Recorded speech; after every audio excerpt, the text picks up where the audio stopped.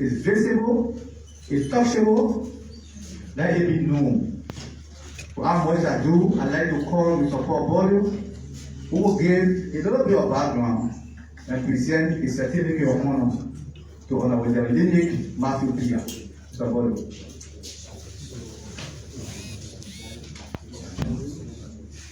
Thank you very much, Mr. Family. It's a pleasure to be with you here today.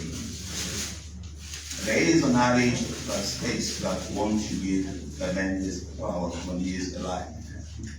And it is in this view that we have thought it very wise to have come to give the Honorable Minister his flowers while he is alive. For the first 100 days, we have observed that the Honorable Minister Jerry Lilith Matthew Pia has been working tremendously to upgrade the standard of this ministry. Specifically, we will be speaking about the issue of the arrest agenda, which he has articulated, projected the views of the government's policies of the arrest agenda. We believe that because of all these virtues that we have observed, we cannot let it go without saying anything, because we have been around a little bit, and we believe that people who have done their best or who are trying to do their best in terms of projecting positivity to the growth of national development, we must honor them. As we said earlier, the honor is bestowed to whom it should be bestowed to. So we all said and done all of these. We'd like to follow the Honorable Minister on the podium not to present this certificate, and not to read a few words that we have there, and then we'll be done with this presentation. As a minister, I would like to ask you to please come to the podium and provide you long flowers. Like we beautifully said, it reads, the eyes of the globe, the eyes that sees indiscriminately, certificate of honor awarded to Geraldine Matthew Pia. The Board of Trustees Vetting Committee, having observed your diligence and commitment to national duty as relates to the projection, articulations, and the dissemination of information of the arrest agenda of the government of the Republic of Liberia, accurately within the first 100 days, we have been very expedient to grade you 100%. In view that the above institution has deemed it expedient to award this certificate of achievement and honor in testimony of such we affix our signatures done this today of this month, AD, after the death of Christ 2024 at this time. Signed, Paul Bordeaux, publisher, managing editor of the Eyes of the Globe newspaper, approves Felicia T.S. Sakar, upper nursing chairperson of the vetting committee. Honorable Minister, we are very proud of you, and we thank you for your refreshment and your compliments. Congratulations.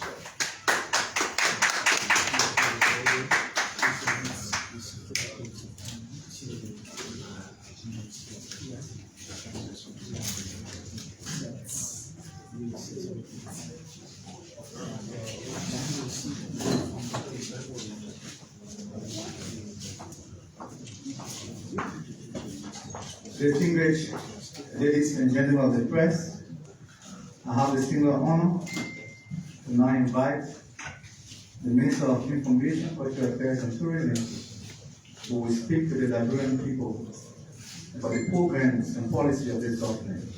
Mr. Pia.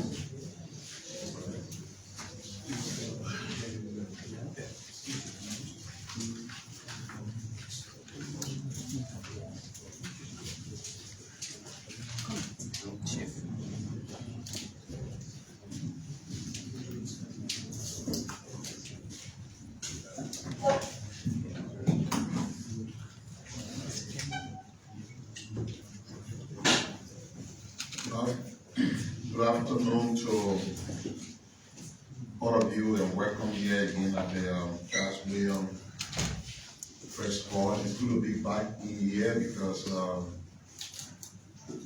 last time we met, we were outside, because this place was flooded.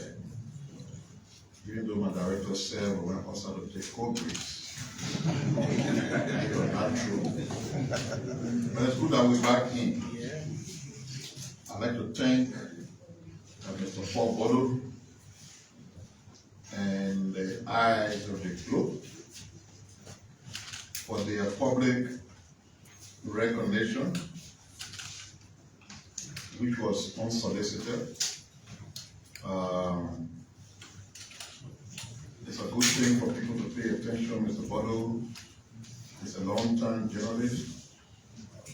He understands the media landscape. He knows what is what. And if he says, from the way their eyes can see, and consistent with their own lens, and they believe that everything they say are their observations about what we do, who are we to question them? So we wholeheartedly accept the honor. We are grateful. If anything, it will serve as a motivation for us to redouble. I don't believe that, why it's true that accepting the honor, I don't believe that we score 100%.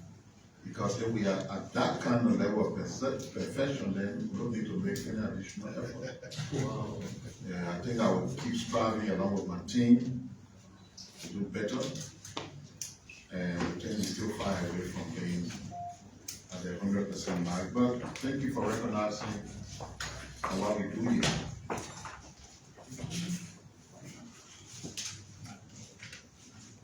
Globally, the World Health Organization has announced the outbreak of monkeypox. It is considered a health emergency globally. And the National Public Health Institute, that is supposed to be here, but due to some other engagements, they will come on Thursday to give details. But it's good to announce that they have acknowledged that the current wave of outbreak of monkeypox has also affected Liberia. They have got to confirm 5 cases, in Liberia, in 3 counties.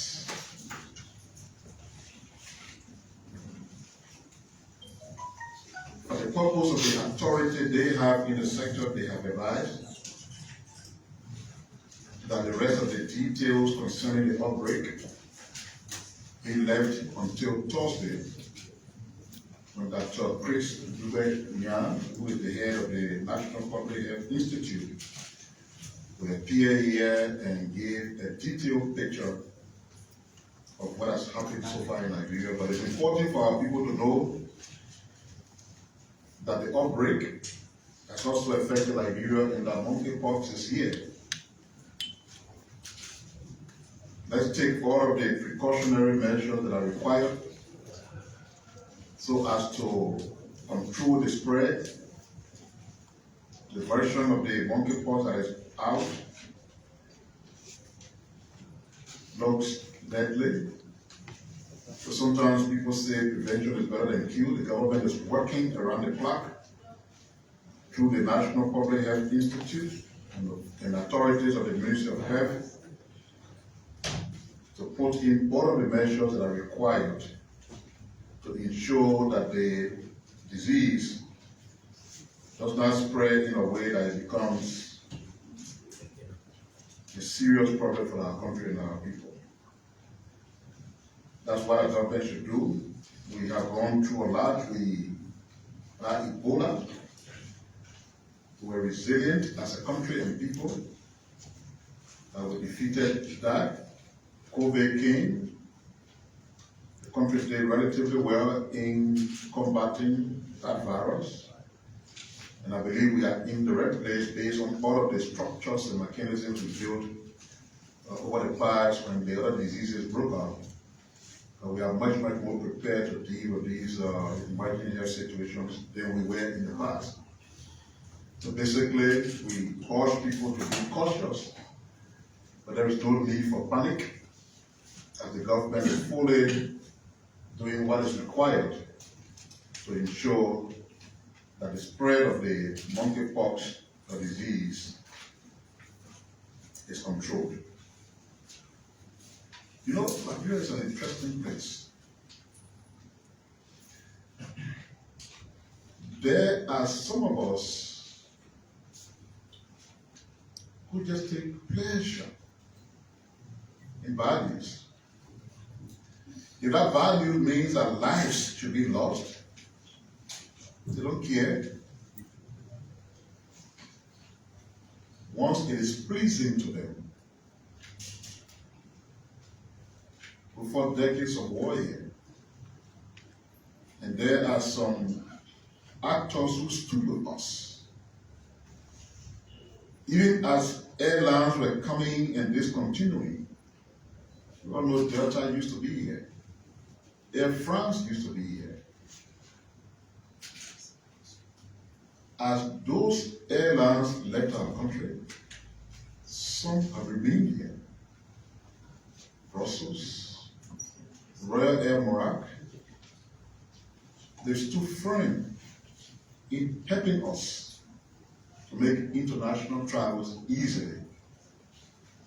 But yet there are some people in our midst who will be happy if the airplane was to crash and people die. So you wonder, and it's not reflective of the entire country, because Liberians are good people.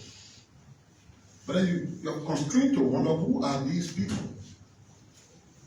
who would prefer to see the blood of hundreds of people spilled just to satisfy a political ego?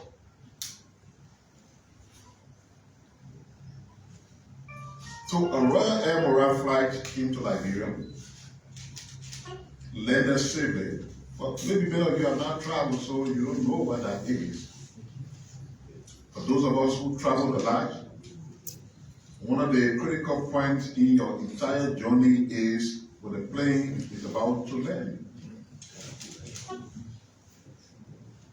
All of the calculations that are required got to be done perfectly. So by the time that flight is landing and hitting the runway, the calculation is such that it does so very gently. If for any reason, maybe a miscalculation or something, at the point of landing the impact is different and it's forceful, there are multiple possibilities that the flight or the plane can veer off the runway. I think a month ago, there was a plane crash in one of the Western nations.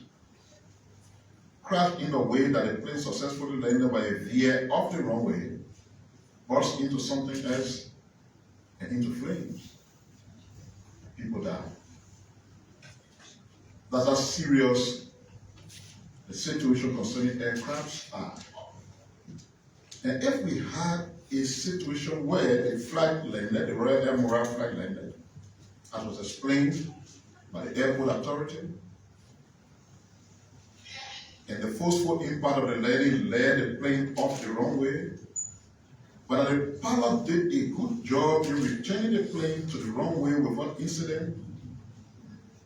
And all some people could do, rather than thanking God for their fellow citizens who were on board the plane, was to give an indication that the plane crashed.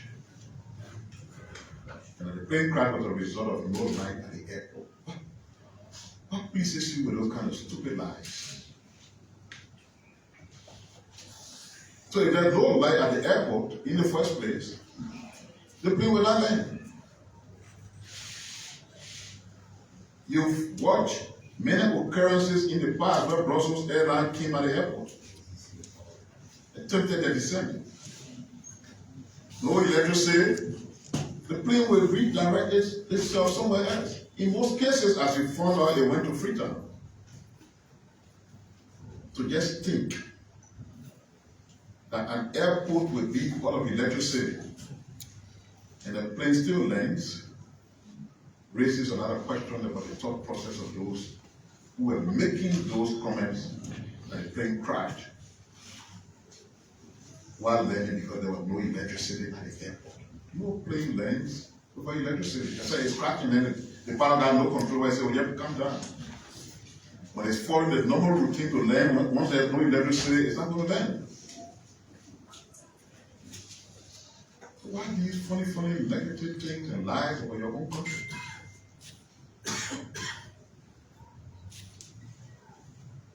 The word crash means terrible accident. 99.9% of the time when a plane crashes, it's death. There's a difference between a plane crashing and a plane crash landing.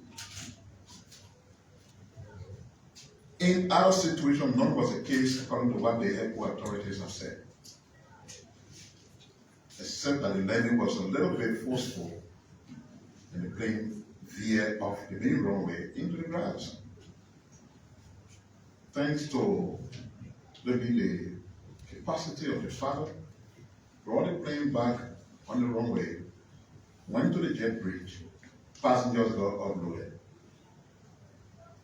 As a matter of safety requirement, when they noticed that there were debris all over the plane, of course they had to ground the plane, launch an investigation which is ongoing. By the way, when a plane picks up at the airport, I have been in that situation before. And while picking up a bird, for example, goes into the wing, most times the pilot gets turned around, right? It comes back on the road. Because you never know the impact of that bird that has gone in the wing, into the engine, what it will cause. I'm going to talk about debris all over the plane after a year. So the best thing to do professionally was to say, no, this flight cannot leave until we investigate what happened, until we reach a point where it is determined that this plane is safe to fly, because there were passengers who should have gotten on board. So we just wanted to clarify to the population that there was no plane crash, and that it is not true that when the plane approached the airport there was no electricity. For if there was no electricity, the plane would have diverted to somewhere else and not land. And I hope that settles the wishful thinking of the naysayers who would prefer to see some of our citizens perish because it will satisfy them politically. I've always emphasized on behalf of the government the need to be more engaging when there are issues than taking the continuous path of violence. The Constitution of the Republic gives power to the President to appoint certain categories of public officials. When any group of people determine that the action of the president is unlawful, then the thing to do is not to be unlawful as well. Because then you undermine your own moral standing. If you sincerely believe that something is unlawful, but your action is more unlawful, what moral ground do you have to even talk about something being lawful? So there are people in the municipal board of Legal Town who believe that the appointment of the governor is unlawful, suggesting they are champions of being lawful. What have they done? Did they seek lawful means to resolve their quote-unquote unlawful action? No.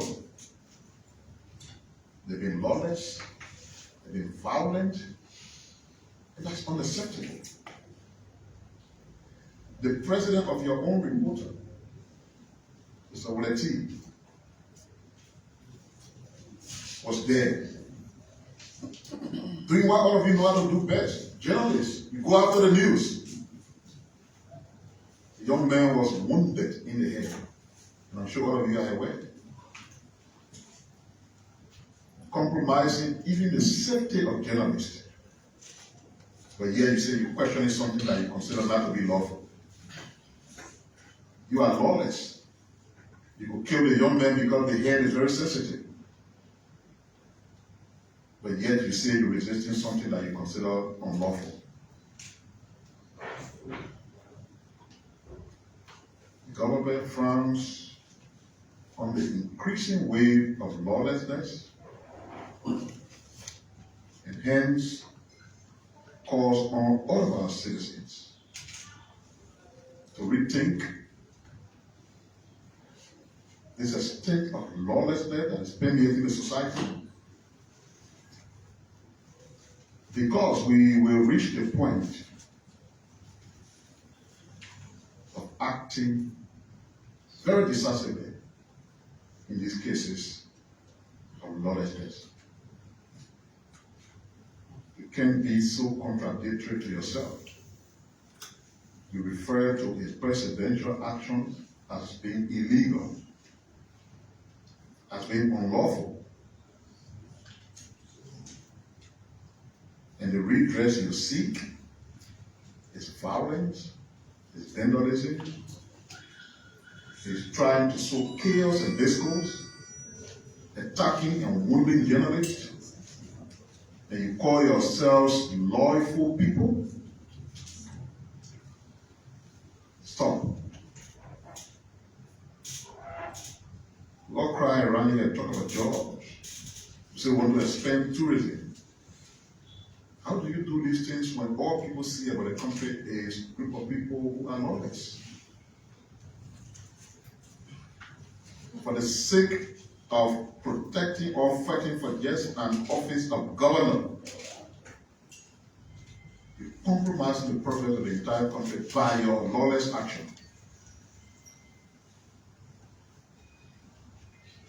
This is unacceptable. And we have got to stop.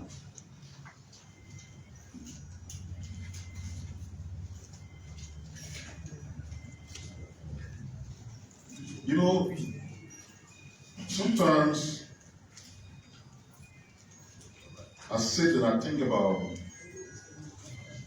my late friend, Fantas Sulemani Mamani Diakite.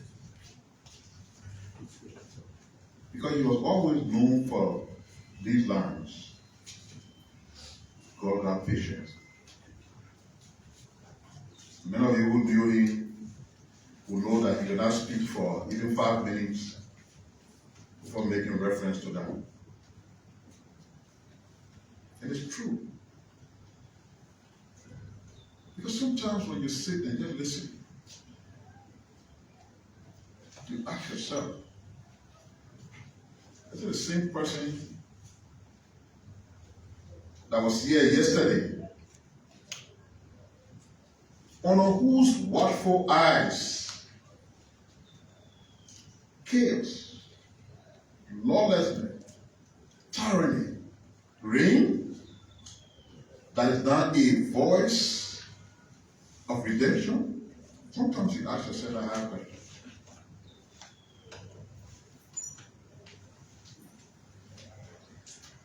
People are so down hasty to look for issues to talk about, not in a good way. Then what leader would normally do, you take the time, you reflect, you consider issues very critically before you even make a contribution to them.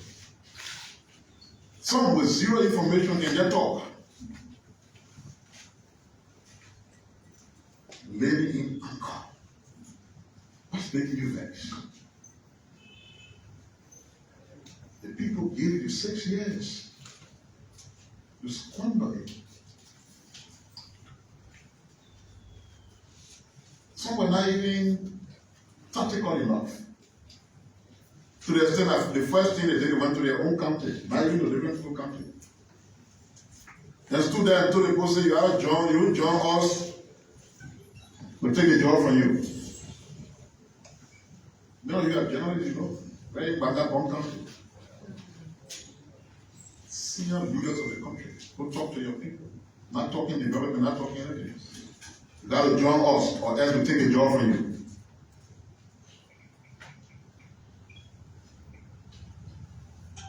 Some presided over political institutions here when all the bad things happened. In fact, they were affixing their signature to long listing of the government institutions. They employ people.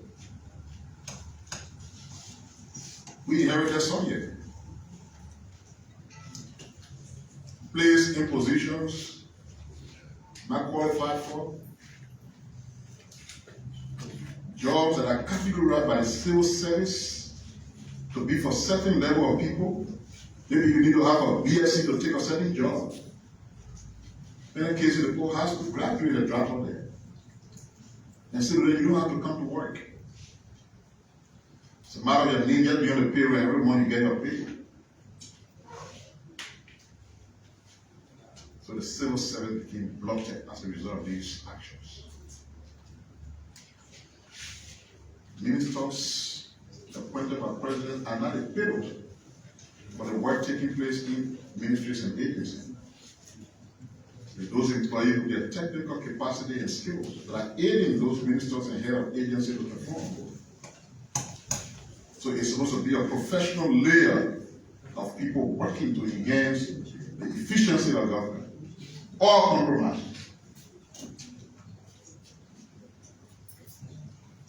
And today, some of those people, like they did before, they think they can fool the population. They retreated from the political role they played, purporting to be civil society actors, and yelling all over the place when they hear anything. You think our people are not smart? They know you well.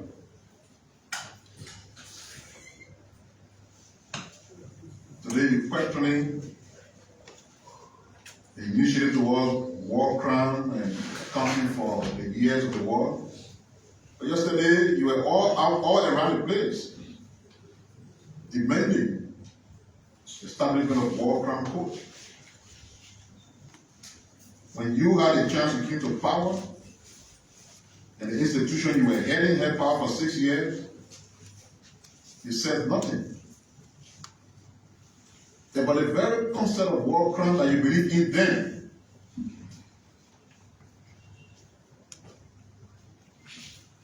Now, as the tenure on the political stage expired, hiding under the canopy of something called civil society. We know you. And the people know you. You can't fool them. The more genuine civil society organizations, the politically motivated institutions pushing political agendas and calling themselves civil society organizations. The people are smarter than you think they are. You got no moral standing to hear the way you are hearing. Perhaps you need some kind of baptism to cleanse you from your sins of the past.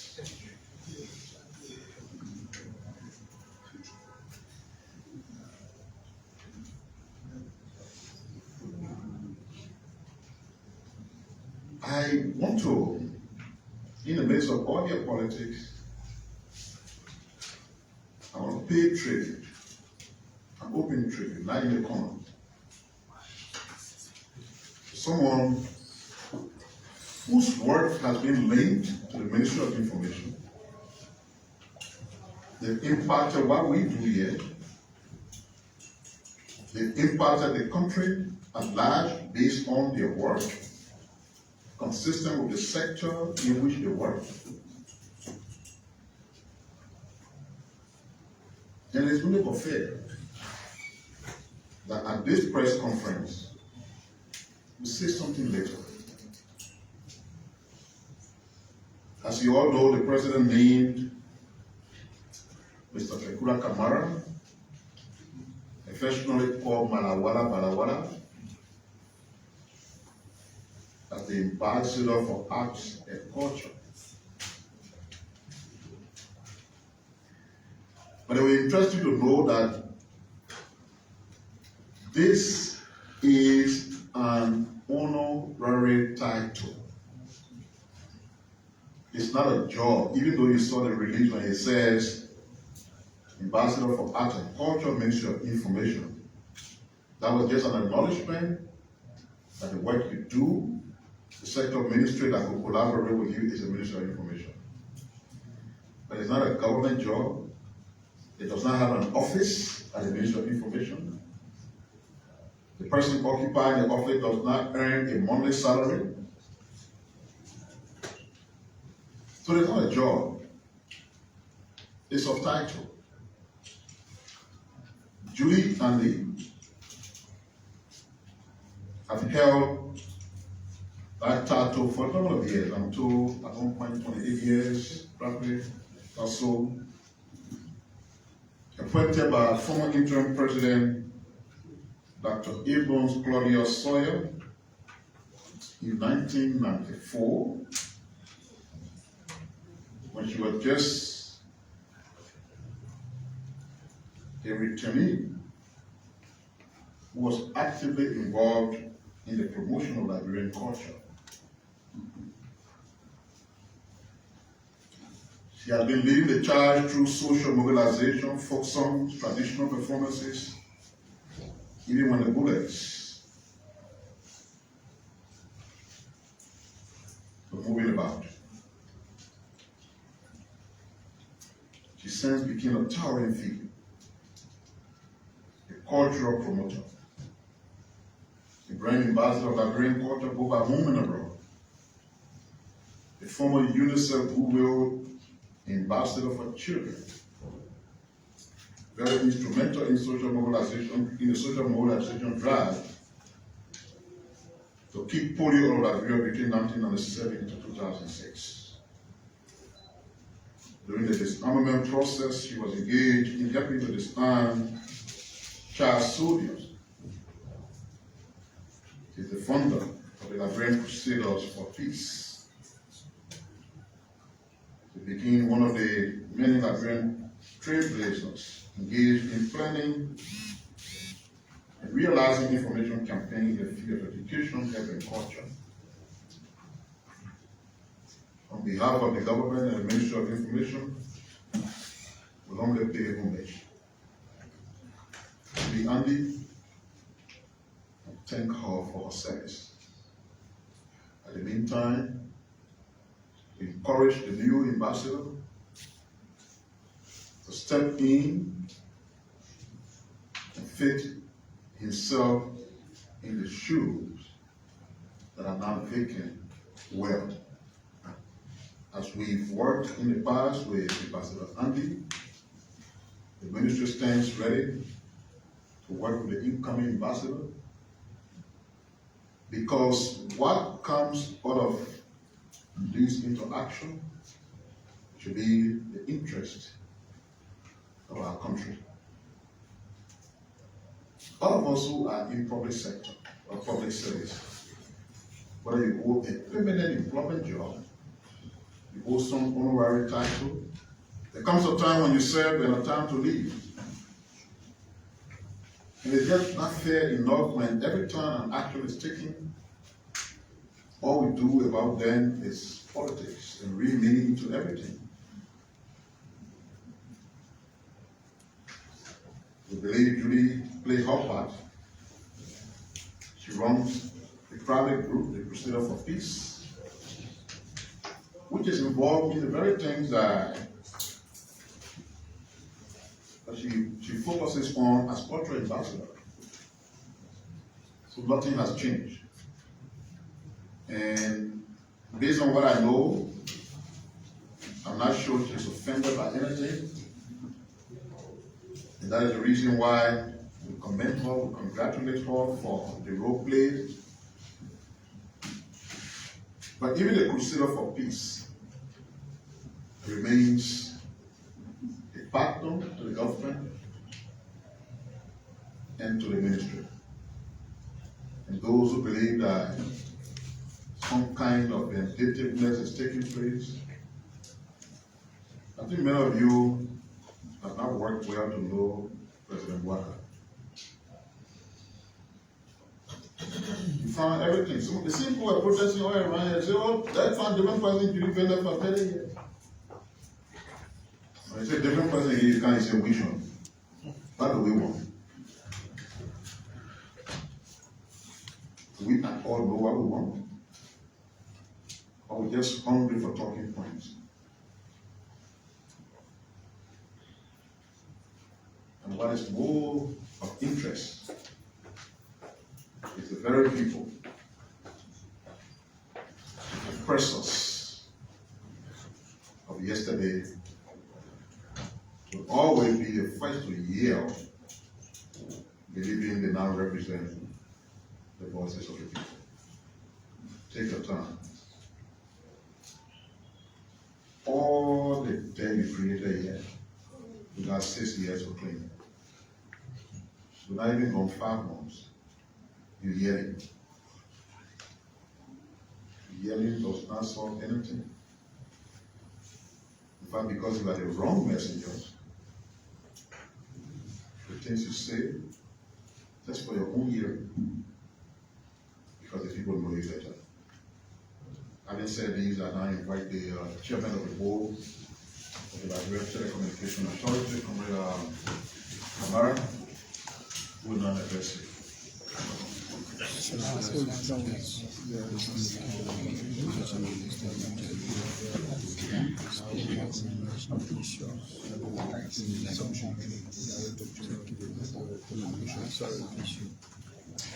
Good afternoon, Mr. Minister. So, pleasant good evening, good morning, hello, wherever you're watching from. This is Abiola Television, coming to you live from the Charles Peace Conference here on Capitol Hill in Central Monrovia, from the Ministry of Information, Culture, Affairs, So, good morning. I'm here today to earlier give on, you you saw feedback on the two Minister of Information issues, for this introductory all comments. positive news, by the way. Next is The first has to do with the National Executive Digital Skills Training, which is part of the Telecommunications Authority. Digital Transformation Project the President launched in May this year. I also gave you some really interesting news about our EAS regulation, class regulation, which we signed yesterday, and which will give opportunity to a lot of young people, Liberian entrepreneurs, to have a stake in the telecom industry, which is today roughly around $200 million, but mostly dominated by foreigners.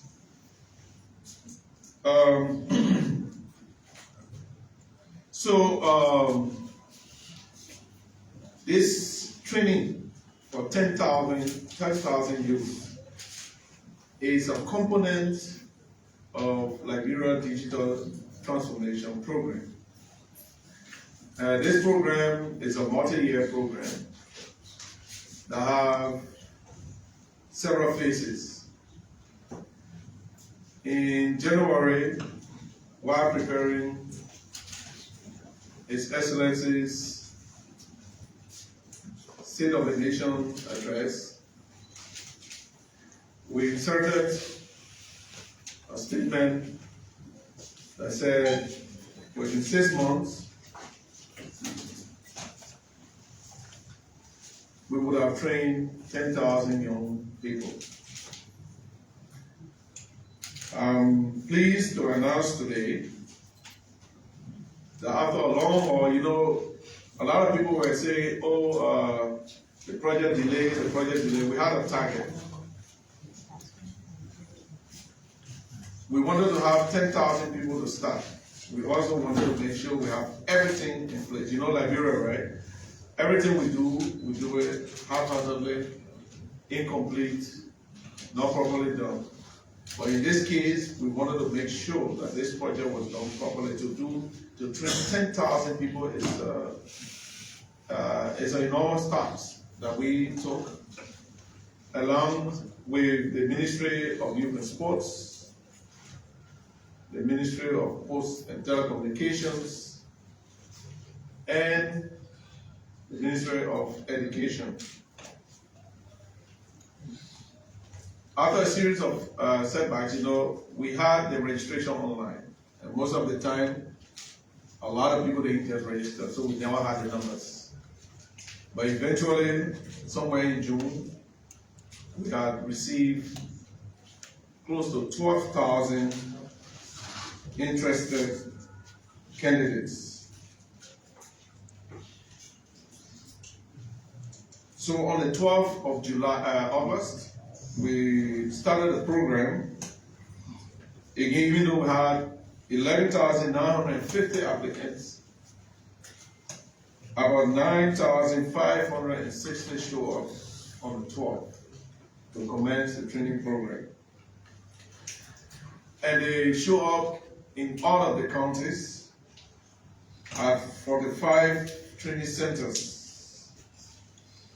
If I may just give you a few numbers. So in Monserrado, 4,700 people showed up. In Nimba, 721.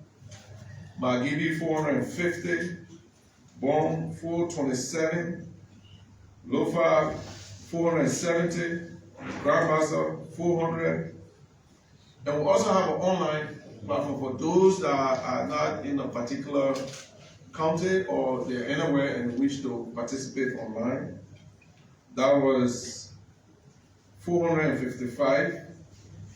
And then we have Riverses 400, Bombing 200, Bakuru 262, Crown Cape Town 150, Maryland 230, Grand Kuru 155, River G 148, Grand Gilead 137.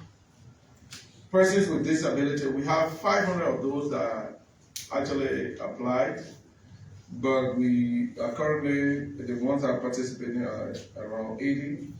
Sano 103.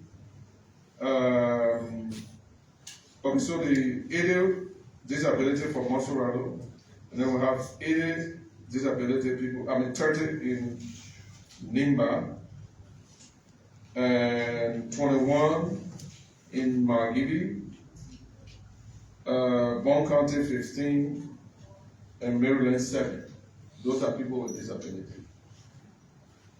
As you can imagine, there was an enormous task that we had to coordinate these activities throughout the country. I would like to thank all of the training institutions that have been involved. They actually started the project even before payment was made, as that was their commitment to ensuring that this project will kick off on time.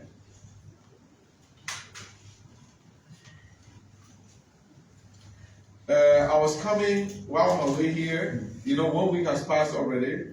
A number of the trainees in Grand Bassa already done some work based on what they learned last week. Remember, this is not a degree program, so it's a 2 weeks running program. It's very intensive. And we said most of our young people already have an idea, but the idea has to be transformed into something meaningful. Most of you see these phones in the hands. A lot of people use it primarily for Facebook, but mainly for beefing each other instead of using these instruments as platform for doing business. And this is why we focus on e-commerce, e-marketing, and so forth, so people can actually use their own smartphone to generate income for themselves. So this whole thing is not just to give people free training, it is actually to empower people so they have more, they can contribute more meaningfully to our society. Of course, we have some challenges, a few challenges. Like I said, in June when we had a complete list, we had to mobilize the resources which were already earmarked for us. The bureaucracy of procurement that caused some delays during that period. So this is why we didn't start in July. But I'm thankful we started now, and the project is well on the way. You may notice online, most of these students are wearing the t-shirts, and they are providing all sort of online content already, which we are very, very proud of. We'll tell the project team to make those available also on our webpage and online. I would like to thank my colleagues again, Minister Jasso, Minister Okroma, Minister Okobagalu for the support, and especially to my colleagues on the Board of Commissioners, that's Ben Fofana, Patriona, Mazakwe, and Cassell Bush, for the support that we've had as a project team. I was very nervous myself to really pull this off. You're talking about 10,000 people throughout the country. Most of the areas were not, but we have coordinators in the field, sending in images, making sure those people in those places have the necessary facility to commence and to run the project. That's the good news I have to share with you. So yesterday somebody sent me an interesting post, Minister, like you said. So throughout the country, we're talking about 9,000 something, and we're talking about 45 training centers that we visited. They all have computers, they all have whiteboards, they all have projectors. Somebody took a picture of a teacher illustrating something on a blackboard, and they took that picture and put it on Facebook yesterday, and I was just laughing because we validated all of the training centers. It is sad that people will see good things and actually try to twist and turn it to make it look bad. It's so sad for our society. For once, this is a major project. Let's assume even there was some mistakes. You're talking about training 10,000 people throughout the country. You created job opportunities for those institutions in the counties. That suddenly these people have some income. In this period, now there will be training people that in those counties that will be able to do something meaningful online. When I go to Rwanda or Reye in Accra, Ghana, we see young people using technology to run their country. Everything now you do on your phone, from e-commerce, people are buying.